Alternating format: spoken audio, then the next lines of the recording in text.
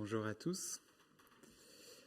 Ce matin, on continue notre périple dans l'Exode et on arrive au chapitre 16.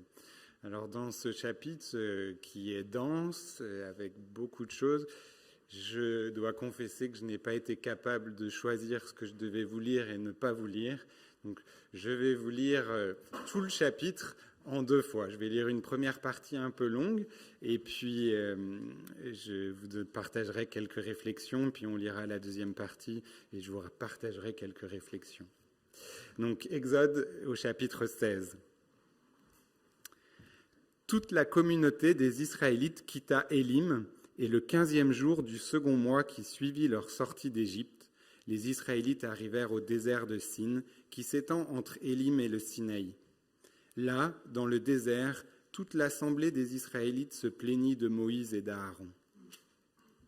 Ils leur dirent : « Ah, pourquoi l'Éternel ne nous a-t-il pas fait mourir en Égypte, où nous étions installés devant des marmites pleines de viande et où nous mangions du pain à satiété, tandis qu'à présent, vous nous avez fait venir dans ce désert pour y faire mourir de faim toute cette multitude. » Alors l'Éternel dit à Moïse : « Regarde, je vais faire pleuvoir du ciel sur vous du pain. Le peuple sortira et en ramassera chaque jour la ration nécessaire. Je le mettrai à l'épreuve de la sorte et je verrai s'il se conforme ou non à mes instructions.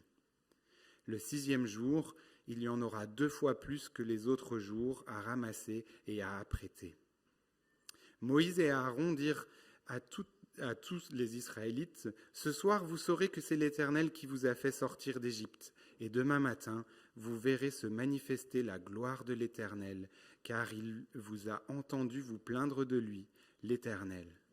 Car qui sommes-nous pour que vous vous plaigniez de nous ? Oui, dit-il, vous le saurez ce soir quand l'Éternel vous donnera de la viande à manger et demain lorsqu'il vous donnera du pain à satiété. Car l'Éternel a entendu les plaintes que vous avez formulées contre lui. Nous, que sommes-nous ?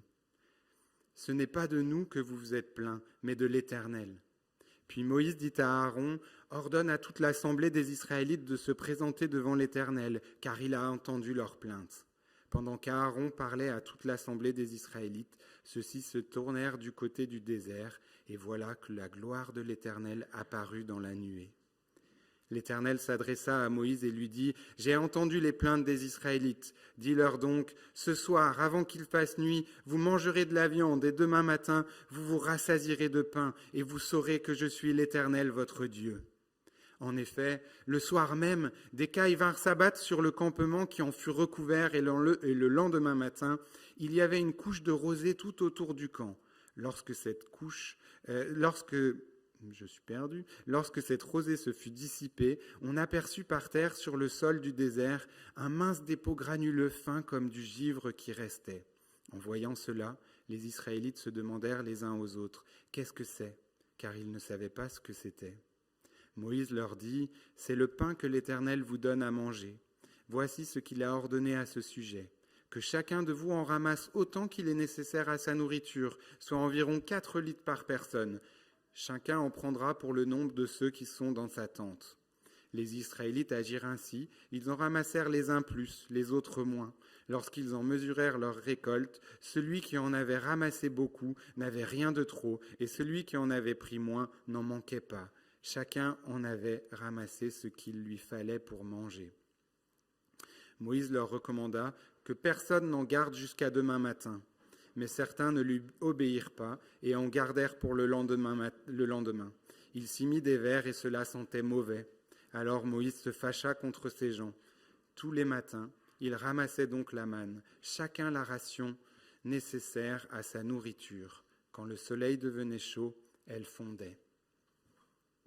D'après ce texte, ça fait 2 mois à peu près que les Israélites sont en chemin dans le désert et les choses se compliquent. Ils ont quitté dans le chapitre juste avant une belle oasis. Ils ont déjà eu quelques problèmes avec de l'eau potable qui s'est résolue. Et là, les choses ont l'air de se compliquer. Ils se retrouvent sans ressources et ils se retrouvent à commencer à craindre pour leur vie. Ce Ce texte, je pense, est aussi une invitation pour nous dans notre cheminement. Il y a aussi tout un tas de moments dans nos vies où on peut se retrouver dans le désert, où on se retrouve dans une situation où finalement nous nous retrouvons face à nous-mêmes et face à notre incapacité à subvenir à notre vie, à nos besoins pour la vie. Et dans ce texte, on voit que les Israélites vont commencer à se plaindre, et ils vont se plaindre notamment de Moïse et de Aaron. Et en cela, je trouve qu'ils partagent un point commun avec nous, les Français, la capacité de se plaindre de ceux qui ont des responsabilités au-dessus de nous. Mais ce que je trouve, ce qui est intéressant dans ce texte, c'est la manière dont ils vont se plaindre. Pourquoi l'Éternel ne nous a-t-il pas fait mourir en Égypte, où nous étions installés devant des marmites pleines de viande et où nous mangions du pain à satiété. Si on retourne quelques chapitres en arrière, je ne suis pas sûr que la situation qui était décrite me semblait aussi idyllique que celle qu'ils ont de leurs souvenirs. Et ce que cette plainte, elle met en lumière, à mon sens, c'est aussi la manière en qui et en quoi les Israélites ont placé leur espérance. En qui et en quoi, comment s'est construite leur identité.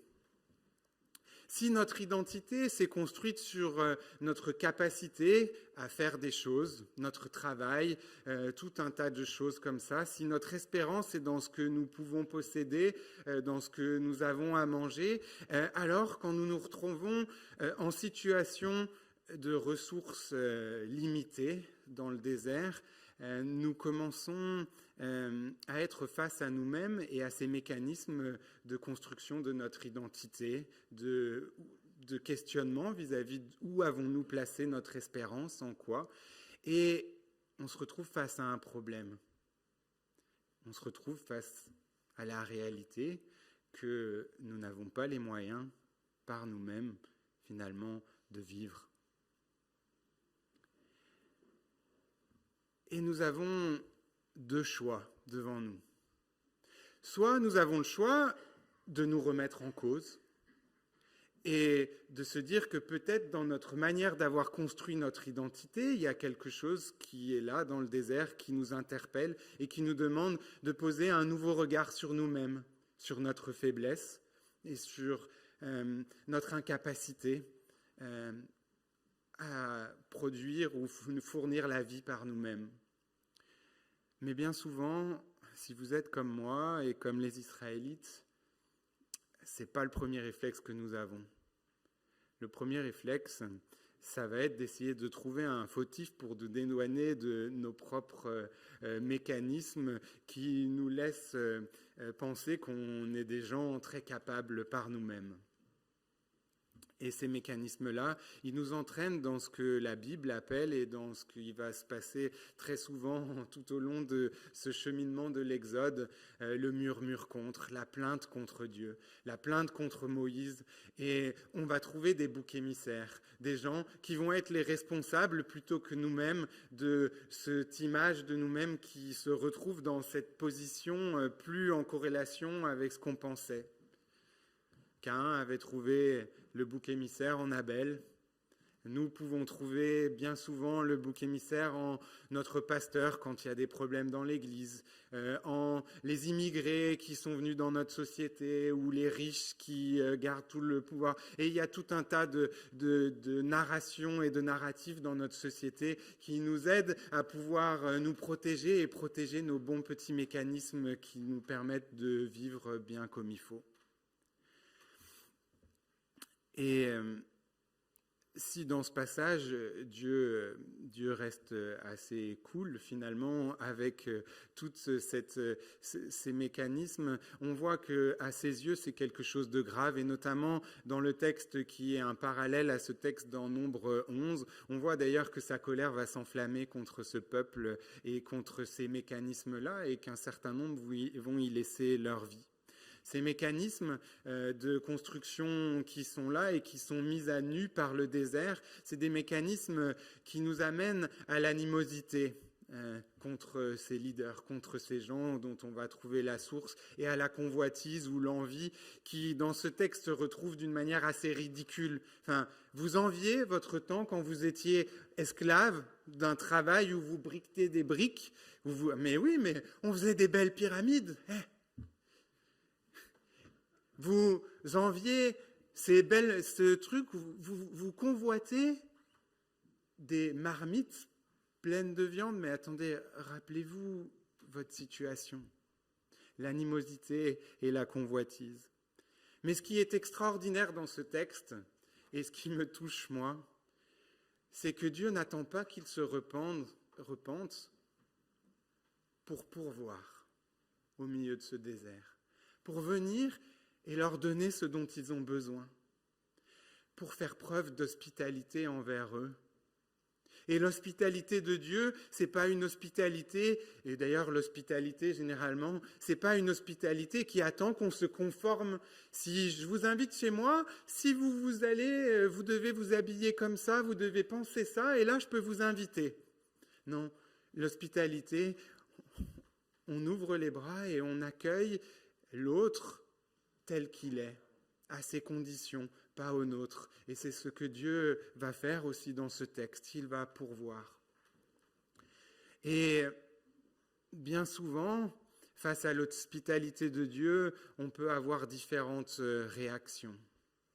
Il y a ceux qui vont accepter cette hospitalité et finalement, si vous êtes là, à l'église, vous êtes dans le lieu de l'hospitalité de Dieu, dans le lieu où on se réunit autour du repas du Seigneur pour se remémorer que c'est lui qui nous a invités à sa table, qui nous accueille tel qu'on est. Si vous y êtes, c'est que vous avez compris que vous êtes invités là, non parce que vous êtes les plus sages ou que vous le méritez ou que quoi que ce soit, mais bien parce que vous avez compris que vous en avez besoin, que votre vie en dépend. Mais à la table de Jésus, notamment, quand il fait preuve d'hospitalité ou qu'il exerce les mécanismes d'hospitalité durant toute sa vie, il y a ceux qui vont laisser cette présence de Dieu qui se manifeste dans son hospitalité, dans ce texte aussi, sa gloire, les toucher en profondeur et qui vont laisser le salut entrer en eux, comme Zachée, comme Marie-Madeleine, comme d'autres. Et puis il y a ceux qui vont venir juste à sa table et qui vont essayer de profiter des choses extraordinaires qu'il fait sans laisser sa lumière éclairer leur cœur, leur mécanisme et sans repentance et qui vont juste essayer de profiter des choses.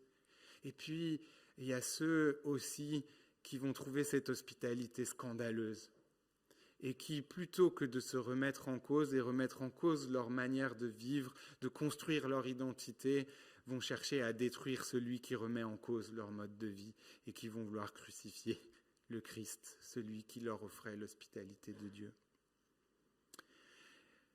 Lorsque, dans l'hospitalité, si nous sommes accueillis tels que nous sommes, l'hospitalité, c'est pas être juste accueilli dans une maison vide. C'était accueilli dans une maison, dans un lieu où nous entrons dans la présence de Dieu et nous sommes confrontés à sa présence. Dans ce texte, nous voyons que Dieu dit « Et je les mettrai à l'épreuve ».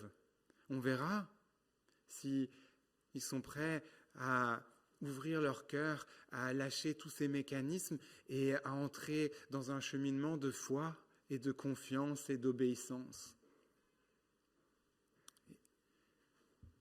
Ou pas. Et on voit que bien souvent, ces Israélites comme moi-même, peut-être pas comme vous, mais vont avoir bien du mal à rentrer, à faire confiance et à avoir la foi. Mais quand on est capable d'accueillir et d'accepter cette hospitalité de Dieu, plutôt que de chercher des fois à servir Dieu, mais plutôt accepter d'être avant tout et devoir être servi par Dieu, alors on peut rentrer dans ce que Dieu appelle le repos, le sabbat. Un lieu où, Paul va réutiliser une partie de ce passage pour nous rappeler que tout le monde a ce dont il a besoin. Ceux qui en avaient ramassé plus n'en avaient pas trop. Ceux qui avaient ramassé moins n'en manquaient de rien. Et j'aimerais continuer la lecture de ce texte au verset 22, là où je me suis arrêté. Le 6e jour, ils en ramassèrent une quantité double, c'est-à-dire environ 8 litres par personne au lieu de 4. Les chefs de la communauté vinrent en informer Moïse qui leur dit « C'est bien ce que l'Éternel a ordonné. Demain, c'est un jour de repos, le sabbat, qui est consacré à l'Éternel. Ce que vous avez à cuire au four, cuisez-le aujourd'hui. Ce que vous avez à faire bouillir, faites-le bouillir aujourd'hui. Et tout ce qui est en plus, mettez-le en réserve pour demain. » Ils mirent donc le reste en réserve jusqu'au lendemain, comme Moïse l'avait ordonné, et il n'y eut ni mauvaise odeur, ni verre.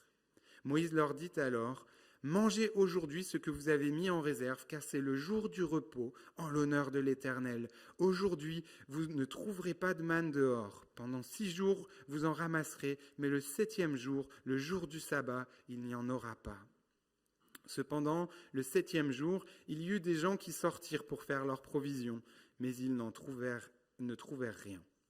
Alors l'Éternel dit à Moïse, « Jusqu'à quand refuserez-vous d'obéir à mes commandements et à mes lois ?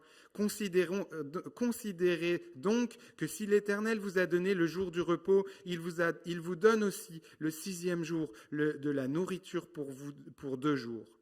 Le 7e jour, que chacun reste donc dans sa tente et que personne ne sorte de chez lui. » Ainsi, le peuple se reposa le 7e jour. Les Israélites donnèrent à cette nourriture le nom de manne. Qu'est-ce que c'est ? Elle ressemblait à des grains de coriandre blanche et elle avait un goût de beignet au miel. Moïse dit, « Voici ce que l'Éternel a ordonné. Prenez environ 4 litres de cette manne et conservez-le pour les générations futures, pour qu'elle soit l'aliment dont je vous ai nourri au désert, après vous avoir fait sortir d'Égypte. » Moïse dit donc à Aaron, « Prends un récipient et mets-y environ 4 litres de manne, puis dépose-le devant l'Éternel afin de le conserver pour les générations futures. » Comme l'Éternel l'avait ordonné à Moïse, Aaron le déposa comme souvenir devant le coffre de l'acte de l'Alliance. Les Israélites mangèrent de la manne pendant 40 ans, jusqu'à leur arrivée dans un pays habité, aux confins du pays de Canaan.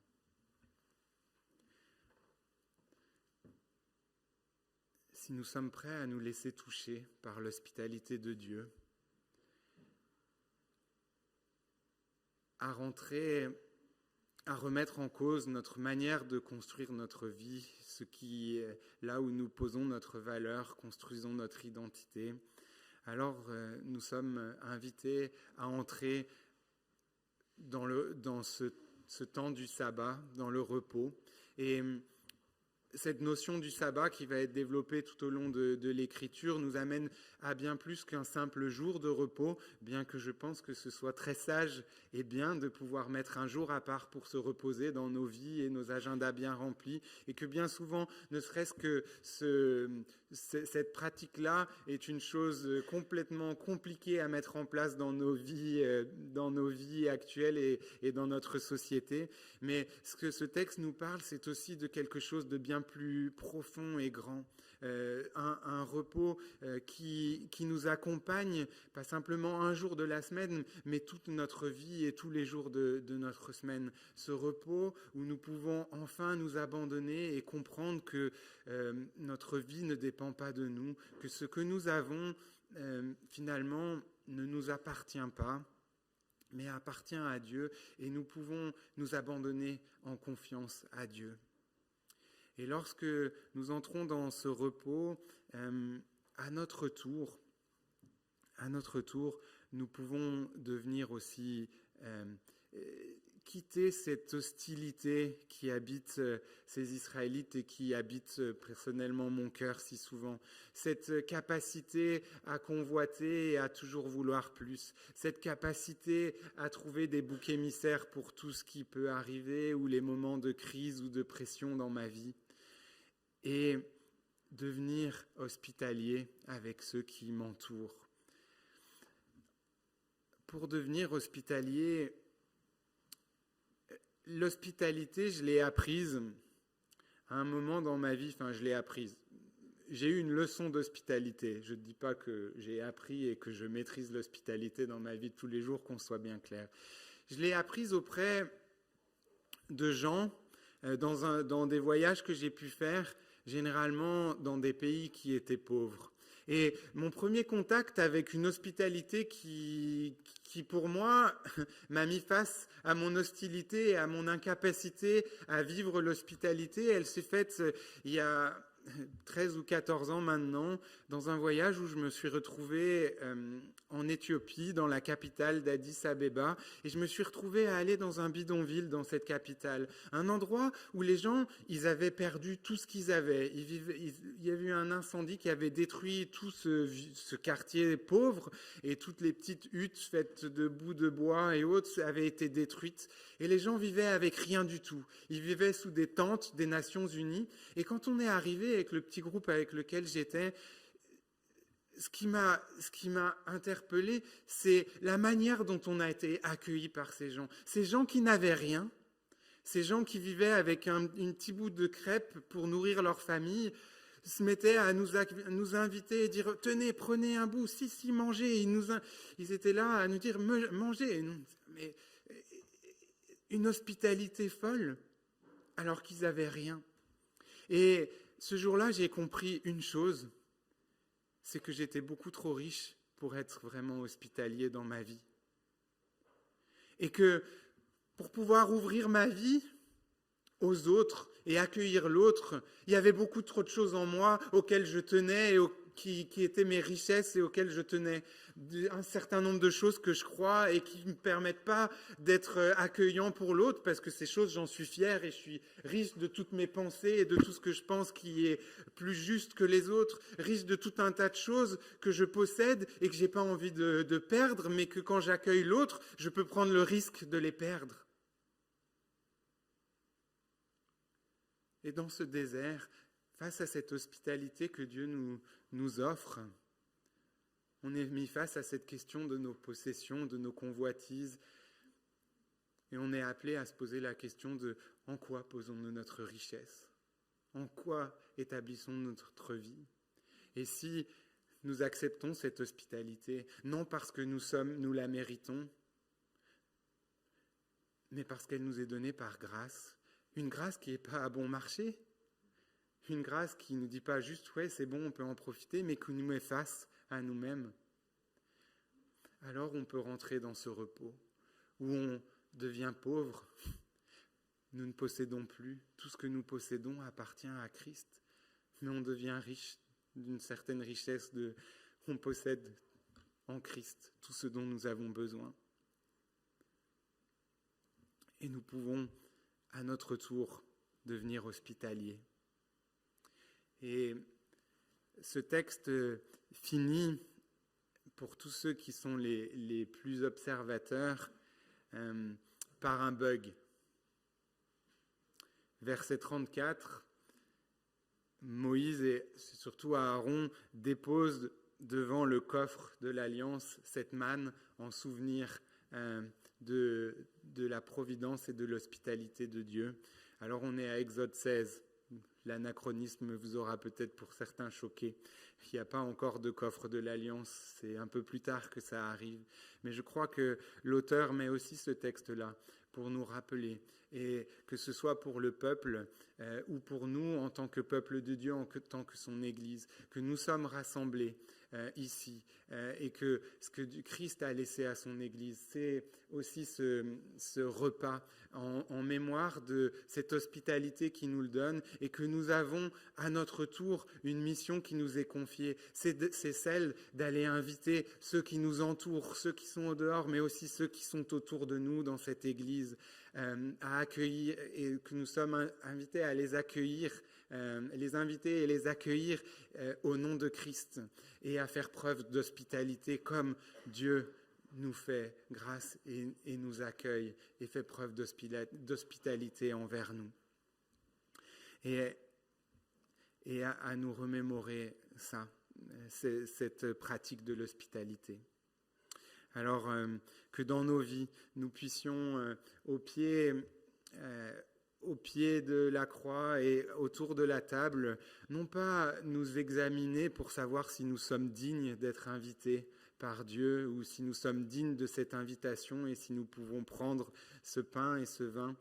Dieu ne l'offre pas aux Israélites parce qu'ils sont dignes ou même parce qu'ils sont repentants, mais que nous puissions accepter cette invitation, venir et reconnaître sa présence et faire preuve s'examiner soi-même pour savoir si nous sommes prêts à notre tour à discerner le corps qui est autour de nous et à vivre cette unité, cette hospitalité les uns envers les autres. Amen.